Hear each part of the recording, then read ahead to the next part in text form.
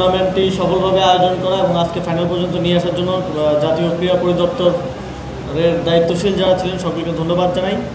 তবে এই টুর্নামেন্টগুলো আমাদের রুটিন কার্যক্রমে থাকলেও আমরা একটু পুরনো ধাঁচে আসলে আয়োজন করছি।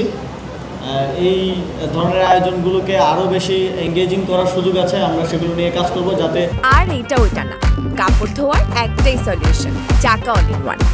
সামনের দিনগুলোতে আরও প্রপার মার্কেটিং এবং ব্র্যান্ডিংয়ের মাধ্যমে এই টুর্নামেন্টগুলোকে আরও জনপ্রিয় করে তোলা যায়, জনবিচ্ছিন্ন না থাকে সে বিষয়ে আমরা কাজ করব।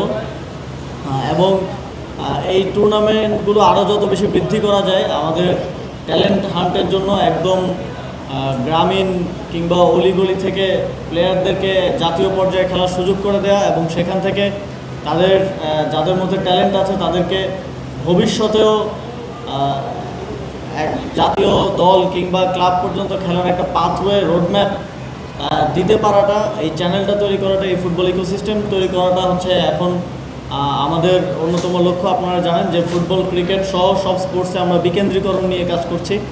আমাদের স্পোর্টসের একটা প্রবণতা শুধু ঢাকা কেন্দ্রিকতা, আমরা সেটাকে ছড়িয়ে দিতে চাই এবং একই সাথে গ্রামগঞ্জ এমনকি অলিগলি থেকে প্লেয়ারদেরকেও জাতীয় পর্যায়ে উঠে নিয়ে আসার যেই একটা ইকোসিস্টেম তৈরি করার জন্য আমরা কাজ করছি। আমাদের বিসিবি ইতিমধ্যেই রিজিওনাল ক্রিকেটের জন্য উদ্যোগ গ্রহণ করছে, তারা পরিকল্পনা করছে।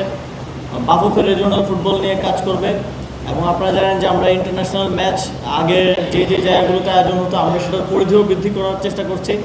আমরা আশা করছি যে এবছরের মধ্যেই আমরা নীলফামারীতে কোনো একটা ইন্টারন্যাশনাল ফুটবল ম্যাচ আয়োজন করব এবং একই সাথে খুলনা এবং রাজশাহীতে ক্রিকেট, আন্তর্জাতিক ক্রিকেট আয়োজন আবার আমরা ফিরিয়ে নিয়ে যাব, যাতে করে সেই অঞ্চলের দর্শকরা সরাসরি খেলা দেখার সুযোগ পায়।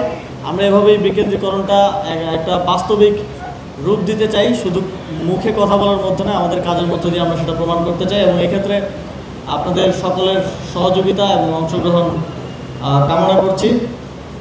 আমাদের আজকের যেই গোল্ড কাপ টুর্নামেন্ট, আজকে যে ফাইনালে বালিকাদের দলের মধ্যে আজকে রাজশাহী বিভাগ 3-0 গোলে জয়লাভ করেছে এবং একই সাথে অনেক কম্পিটিশনের মাধ্যমে উপজেলা পর্যায়ে থেকে কম্পিট করতে করতে আমাদের ময়মনসিংহ বিভাগ আজকে ফাইনালে উঠে রানার্স আপ হয়েছে, তাদেরকে অভিনন্দন।